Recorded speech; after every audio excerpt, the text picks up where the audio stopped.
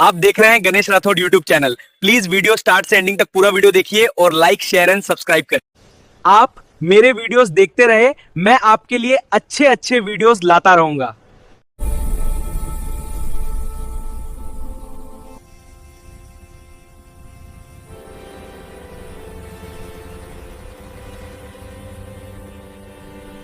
श्याम राठौड़ अब इस दुनिया में नहीं रहा था।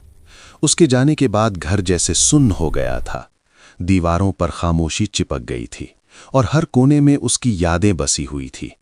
विमल बाई जब भी रसोई में जाती तो श्याम की आवाज का एहसास होता, माँ आज क्या बनाया? और बस वहीं पर आंखों से आंसू बह जाते। दत्ता राठौड़ बाप होकर भी अंदर से टूट चुका था। वो बाहर से सख्त दिखता, पर रात को जब सब सो जाते तब छुप छुप कर रोता। दादा दादी तो पहले से ही नेगेटिव सोच के थे। भगवान ने गलत किया, हमारा बेटा छीन लिया। ऐसी बातें रोज रोज घर का माहौल और भारी कर देती थी। शाम के नाम पूजा अर्चना रखी गई। महूर के मंदिर में 5 साधु संतों को खाना खिलाया गया। विमल बाई ने खुद हाथ से पूरी, सब्जी और खीर बनाई।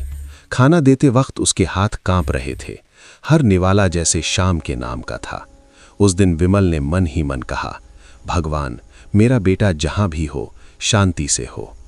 कुछ दिन वसराम थांडा में ही रहे, पर गम कम होने का नाम नहीं ले रहा था। दादा दादी का रोज का रोना धोना, ताना मारना सब देखकर विमल और दत्ता ने फैसला किया कि बच्चों के फ्यूचर के लिए यहां से निकलना ही बेहतर है। और इस तरह वो रामपुर गांव आ गए। रामपुर में घर था पर खुशी नहीं थी। गणेश और काजल चुप चुप से रहने लगे। रात को गणेश अक्सर सपने में भाई को देखता और चीख कर उठ जाता।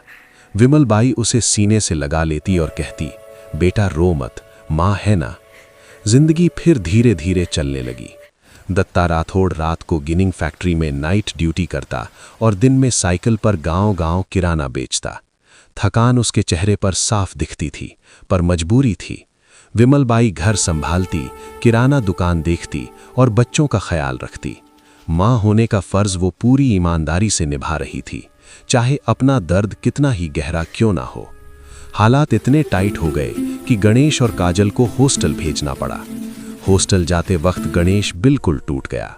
माँ का पल्लू पकड़कर जोर जोर से रोने लगा, माँ मुझे यहाँ नहीं रहना, मुझे घर चाहिए। विमल बाई का दिल फट गया, पर मजबूरी ने आंसू छुपवा दिए।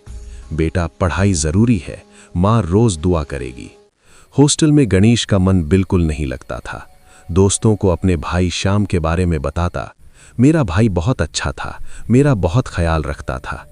कभी कभी गणेश पास के फोन बॉक्स से माँ को कॉल करता, माँ आप बहुत याद आती हो, यहाँ रहना अच्छा नहीं लगता। विमल बाई फोन के उस तरफ बस चुप चुप कर रोती और कहती, बेटा सब ठीक हो जाएगा।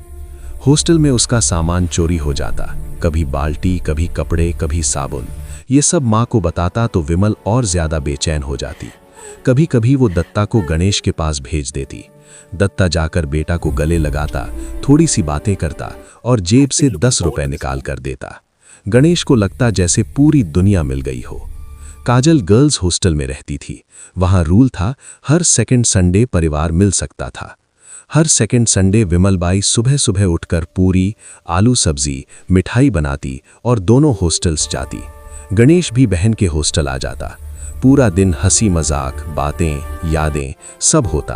काजल टीचरों के किस्से सुनाती। गणेश चुपचाप माँ को खुश देखकर मुस्कुराता।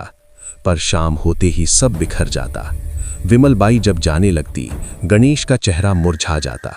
वो चुपचाप हॉस्टल वापस चला जाता। उधर खेती का लफड़ा चल रहा था, दादा की वजह से। केस में उलझकर जमीन बेचनी पड़ी, वो भी बहुत कम दाम पर। 5 एकड़ जमीन बेच दी गई। पैसे आने के बाद दादा पैसे लेकर भाग गया। विमल बाई का शक सही निकला। जब सच सामने आया तो दत्ता और विमल दोनों टूट गए। बाद में दादा मुंह छुपा कर आया। उसी पैसे से रामपुर के पास राणा दिव्यनगर में छोटा सा इंद्रम्मा घर खरीदा गया। उधर रहना शुरू हुआ। उधर उधर से लिए हुए पैसे धीरे धीरे वापस किए गए। समय गुजरता गया। काजल 10th बोर्ड में 92% ले आई। विमल बाई ने उस दिन पहली बार खुलकर मुस्कुराया, मेरी बेटी ने घर का नाम रोशन कर दिया। गणेश पढ़ाई में तेज नहीं था, पर मेहनती था। 10th में 60% लाया और पास हो गया। वो खुद से ज्यादा माँ की खुशी देखकर खुश था। दोनों ने इंटरमीडिएट कंप्लीट किया। दत्ता राठौड़ अब हॉस्पिटल में अटेंडर का काम करने लगा। पेशेंट्स शिफ्ट करना, दिन भर भागना, थक जाता पर मजबूरी थी। विमलबाई घर संभालती, दुकान देखती और बच्चों का ख्याल रखती। माँ होने का फर्ज वो पूरी ईमानदारी से निभा रही थी, चाहे अपना दर्द कितना ही गहरा क्यों ना हो। रात को जब सब सो जाते, विमलबाई आसमान की तरफ देखती और कहती, शाम बेटा देख, तेरे भाई बहन आगे बढ़ रहे हैं, तेरी माँ ने हार नहीं मानी। और उस रात हवा कुछ अलग सी चलती, जैसे शाम की दुआ उस घर पर बरस रही हो।